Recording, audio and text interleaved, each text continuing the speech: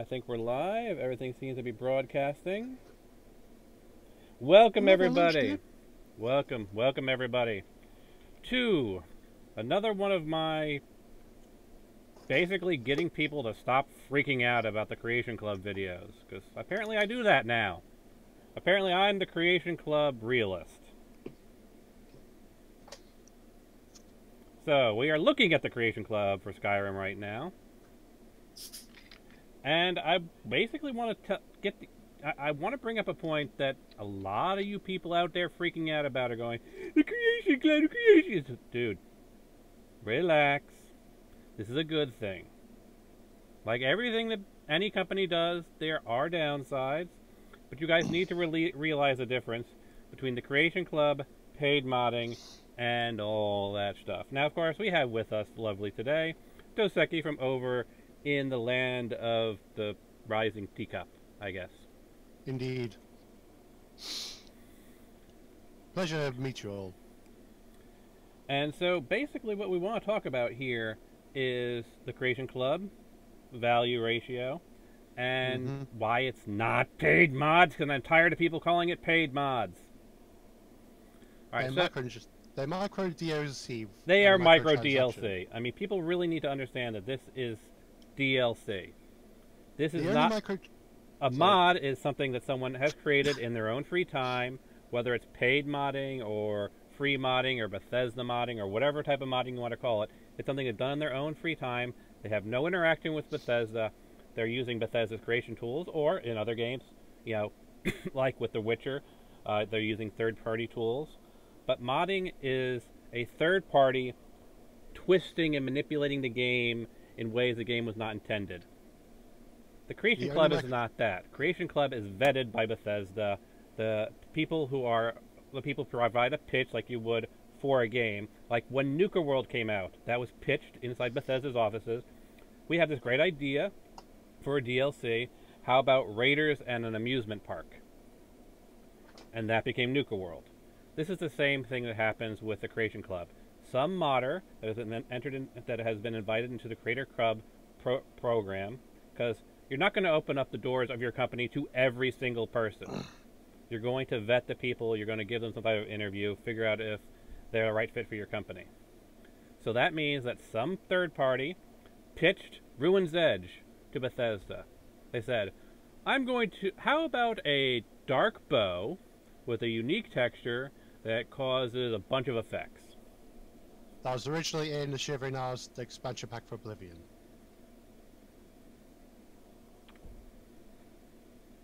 Or how about a suit of armor that's themed upon paladins, because you've already got Roman-themed Imperials? The Divine Crusader armor from the Nice and expansion pack. It was cheap, yes, but this is two armor sets and 2 weapons. And then we have this, which is basically, I guess, the zombie apocalypse mod. It's October. It works. It fits a theme. I mean, I won't use it myself, but that's because I don't really see the point in it.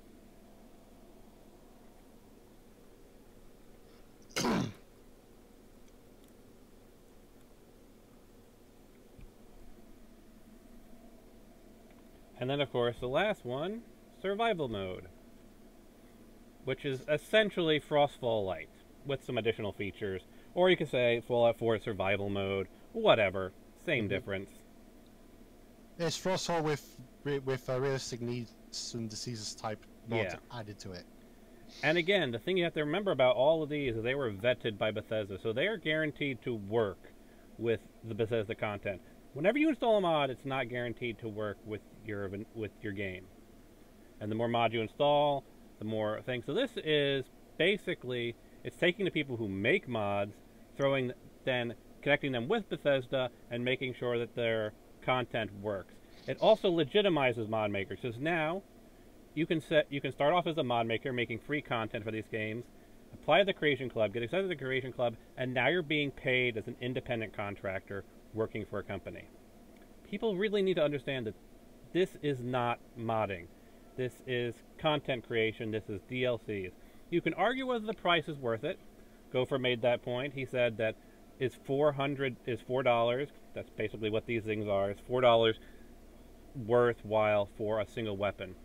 And he made some He made some good points. Like Dragonborn was what? I can't remember. Probably $20. Automatron was, I think, $5 or $7, something like that. Yeah. And Automatron is basically the equivalent of 2 of these things. Automatron gave you a bunch of stuff. Gave you some new power armors things. So you can argue whether the price is worthwhile. You can argue whether, but that's just the nature of things. I mean, a lot of people would say that the what were they, $5 workshop DLCs were not worth the money. Oh, they're kind of worth it. That's never here nor there, really. But that's kind of the nature of this is you have to look at this not as modding, because it's not modding. It's vetted going through Bethesda, guaranteed to work, and of course it will work on consoles. That's another thing that people are not really considering into their argument. They're all going from the PC master race thing, and they're not considering how is this affecting consoles. Because remember, consoles are far more limited. They can't really use outside assets. Modding is very limited on consoles, especially on PlayStation 4. But all of this will work on PlayStation 4. Mm-hmm. Now, yes, you can still go to the Nexus. You can get these same mods. But the thing you have to remember is that, yes, I could go in the Nexus. I can get realistic needs and diseases. I can get Frostfall. I can get camping and basically recreate survival. But that's 3 ESPs and a bunch of mod conjiggering to make sure it's all compatible with each other. Or I can install for survival mode and know, or hope, because that's kind of what you expect from something being offered on the Creation Club for money, that it's already going to be compatible with my vanilla game. It's currently free right now, so you're basically getting 3 mods in 1 for free, kind of. And like anything in these sort of things, I will guarantee you, you can quote me on this, I will guarantee you that at some point in the next month you'll see these other ones going for free for a limited time as well. That's just how these sort of things work. They're going to offer them for free for a limited time.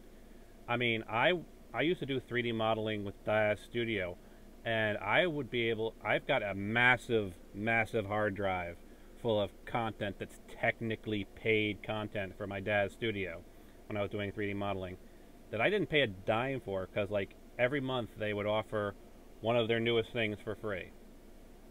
And then once a month was up, we had to pay for it.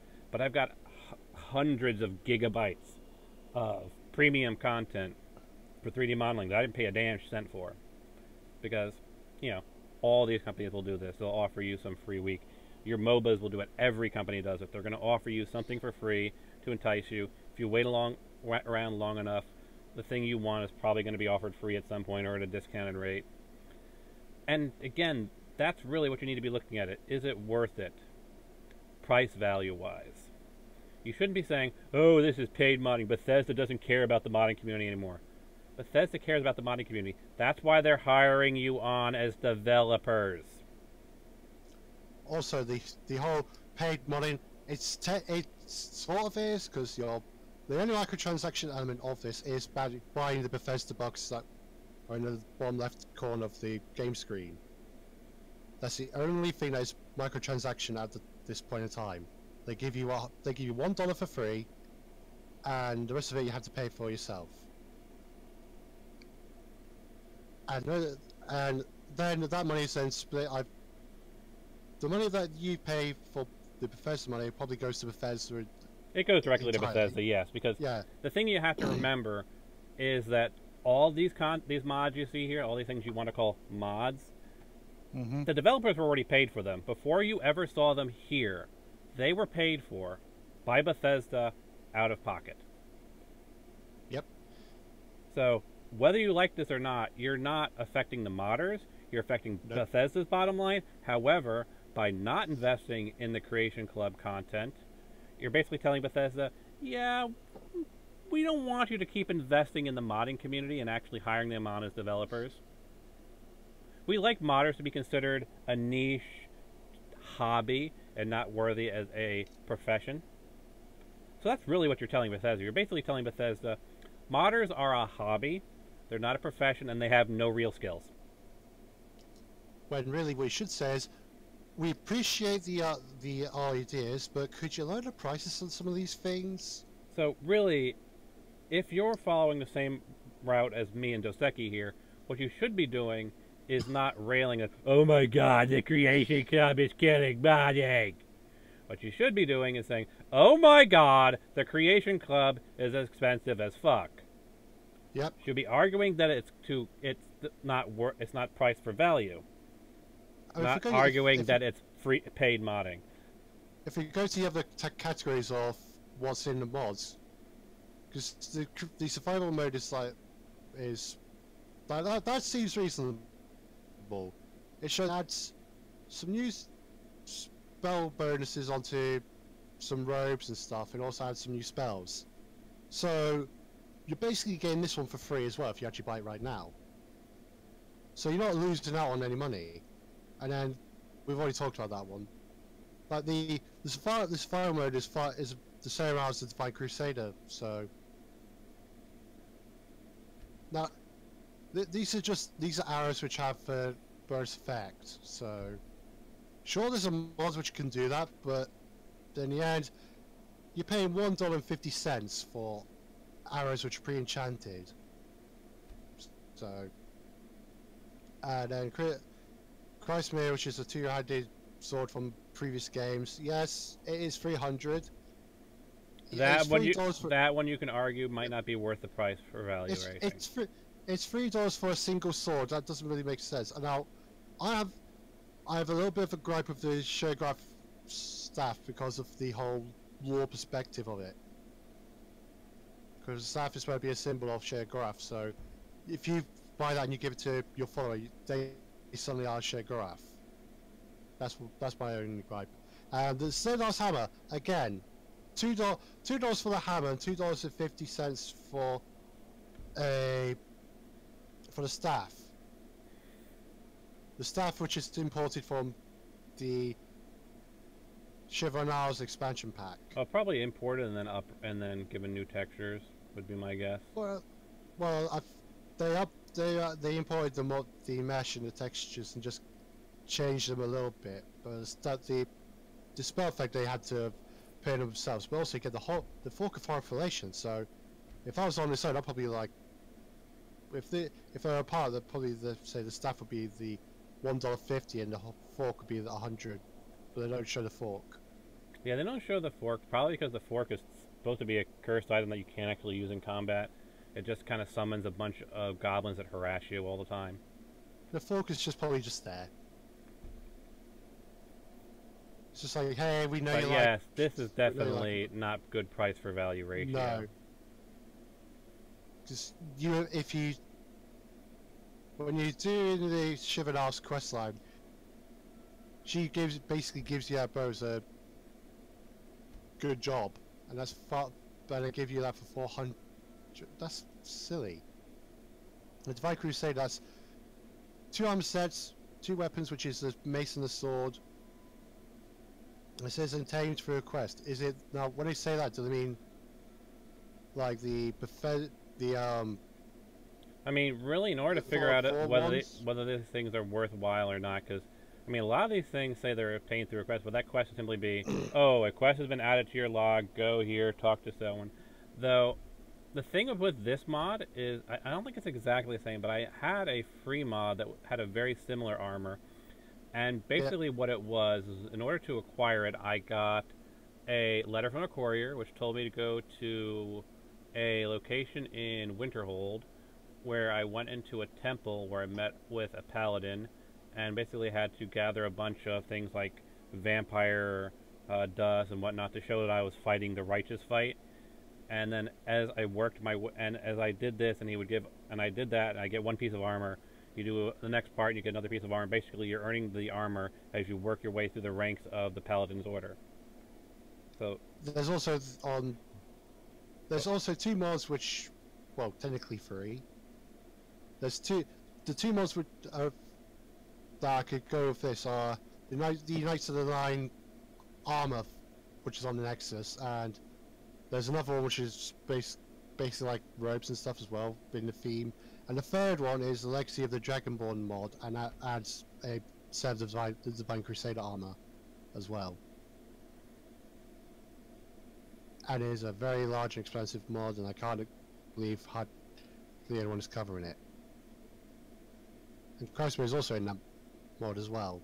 Now, I've seen 2 different Chrysamere mods over the years from, I remember this model from one of them, which of course obviously it's probably because it's imported from a previous Elder Scrolls game. I remember one that was far more ornate version of Chrysamere, which involved a quest in the temple in Solitude, which involved you traveling to another realm and fighting a bunch of Daedra and a giant dragon, and that was a really cool sword. I've actually preferred that version of Chrysamere over this one. Yeah. Basically, what they seem to be doing with some of these are just importing from previous games and just updating the textures and making the models work for Skyrim's really what it seems like they're doing. But that's not a slight against Bethesda or anything. That's just what the mod authors offered, because yeah. Bethesda can Bethesda probably saying Bethesda's just saying whether or not they approve of a project when they accept these things. Bethesda probably saying this is just a recolor. Yep. Bethesda probably like they're probably like giving them access to their vast inventory of previous models and textures and things.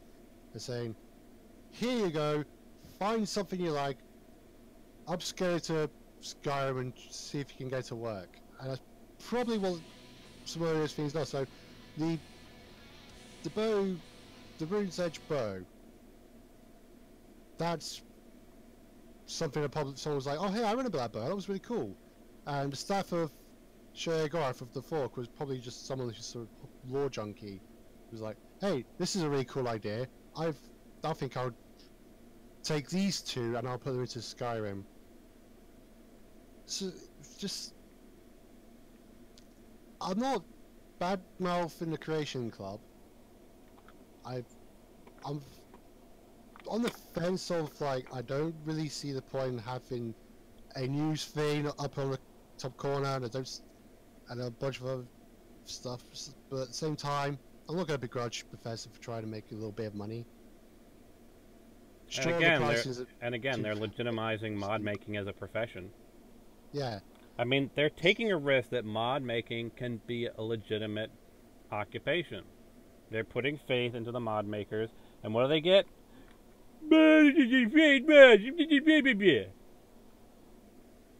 It's the only thing that you're doing is paying for the Bethesda bucks.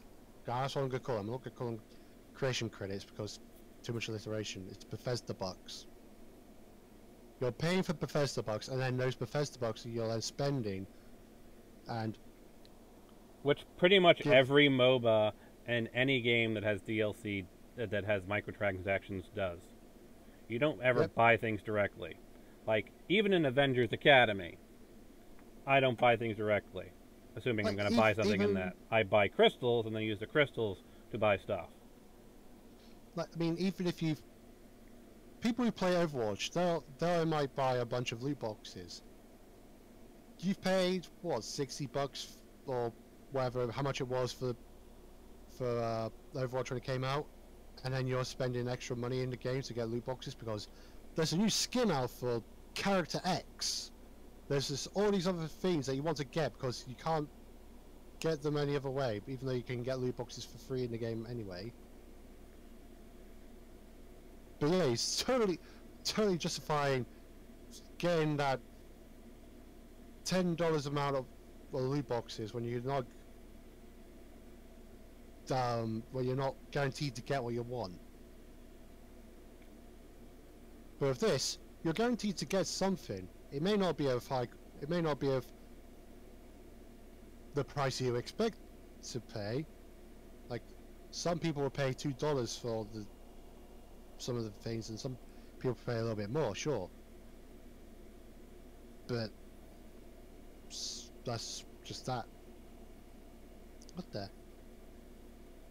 I haven't updated F4SE or Shadow Boost for the newest version of Fallout 4. Oh, God. Oh. Seriously, Shadow Boost, shut the fuck up. I don't care. Like, at all. I just want to launch it and take a look at the Creation Club there and talk again about price for value. I do not care about you right now, Shadow Boost. Shut up.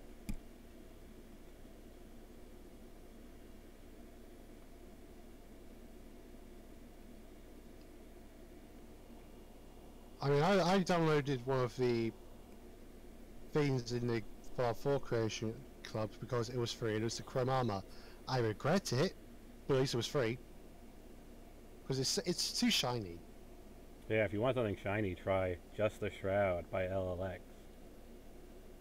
I wonder who that could possibly be. Plug, plug.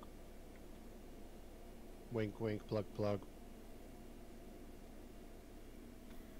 This is one of the reasons that I do not stream Fallout 4 for you live, folks. I can stream Skyrim Special Edition. I cannot stream Fallout 4. So I pre-record my Fallout 4 stuff, then have to edit it together. Mm-hmm. Fallout 4, for whatever bizarre-ass reason, just does not want to launch normally on my system when I'm streaming. But I'm hoping I can launch it enough. Oh. Ooh. Is this... What mod is this to make this go like that?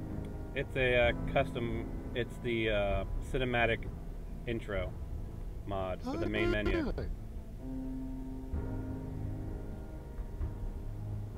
I might actually get this.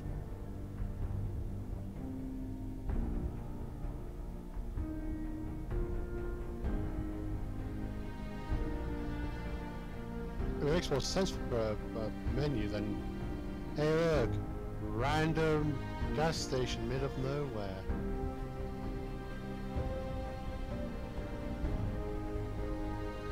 Is it 2D? Is it 3D? We won't tell you. You're never gonna see that place. Ha ha ha ha ha. Monorail, monorail, monorail, monorail, monorail, monorail, monorail, monorail. That's not a monorail. Now to the Creation Club in Fallout 4. Holy dooly, that's a big Pip-Boy.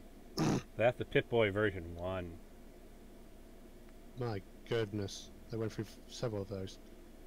The Chinese, now, the prototype Gauss rifle, that could be cheaper, like a lot cheaper.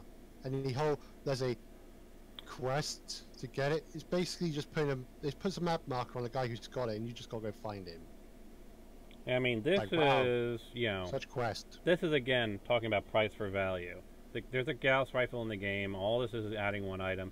The shiny stealth armor, as I recall correctly, from the mod version of it, the free mod version of it, is that it actually had to go to the Yancey, which itself is not easy to get to.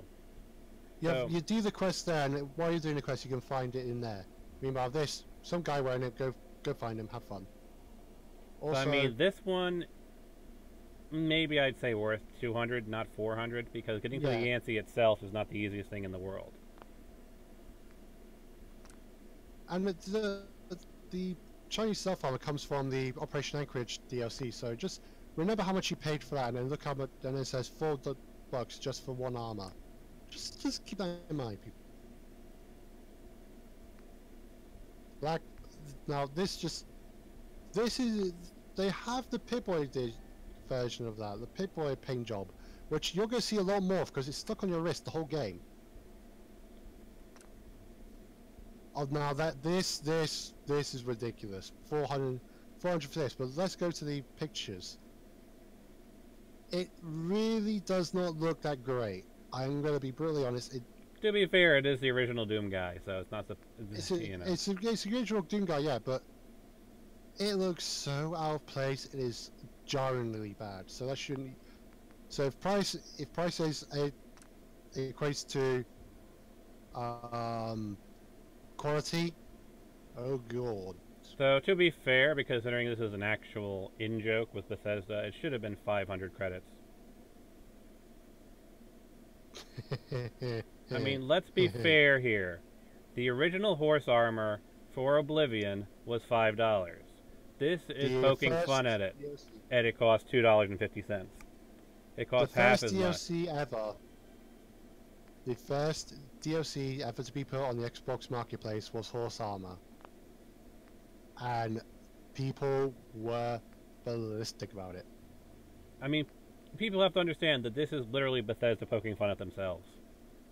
Like, hey, look, you're like Horse Armor. It's a thing. It's a bit too pricey. Should be $150 really because of the joke. Ha ha ha ha ha.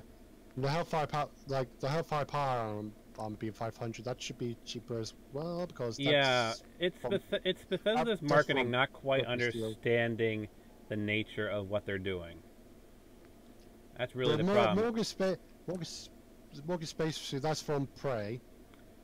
They literally just and it just drops into your armor, into your inventory. It's just dropped into inventory. There's no. So you see what I mean by the power armor having this paint jobs being.